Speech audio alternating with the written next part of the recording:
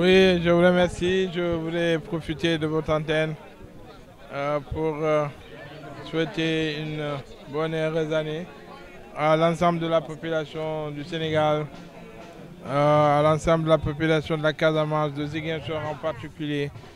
Je souhaite que l'année 2022 soit une année de paix, une année qui nous apporte le bonheur, qui nous apporte l'harmonie dans les familles, mais qui nous apporte aussi une paix qu'on a tant recherchée depuis des années. Et beaucoup de santé dans les familles et que l'année 2022 nous emporte en fait ce coronavirus.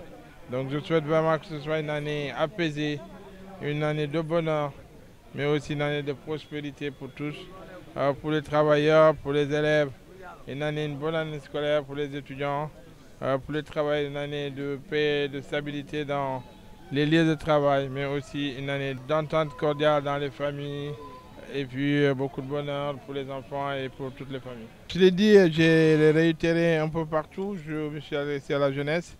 Nous allons vers des élections qui sont des élections locales. Ce sont des enfants de la même localité qui vont s'affronter. Et je considère que le meilleur service que nous pourrons rendre aux populations, c'est d'avoir des discours responsables, c'est d'avoir aussi un comportement responsable, mais aussi de condamner toute incitation à la violence verbale, mais aussi à la violence physique. Je souhaite que ce soit des élections vraiment qui se passent dans la transparence, dans la paix, que chacun puisse défendre ses idées et que la force de l'argument remporte sur la force de la violence. Et je considère que nous sommes en tout cas une coalition apaisée, une coalition responsable. Nous avons battu plusieurs fois campagne dans cette ville et personne ne nous a entendu faire de la violence. Et je considère que les nouveaux acteurs qui viennent d'arriver aussi s'inscriront dans cette même sillage de paix, de stabilité dans notre région, mais aussi dans notre ville. Notre ville a déjà traversé beaucoup de difficultés. En responsable, nous devons avoir des discours responsables, mais aussi avoir des comportements responsables.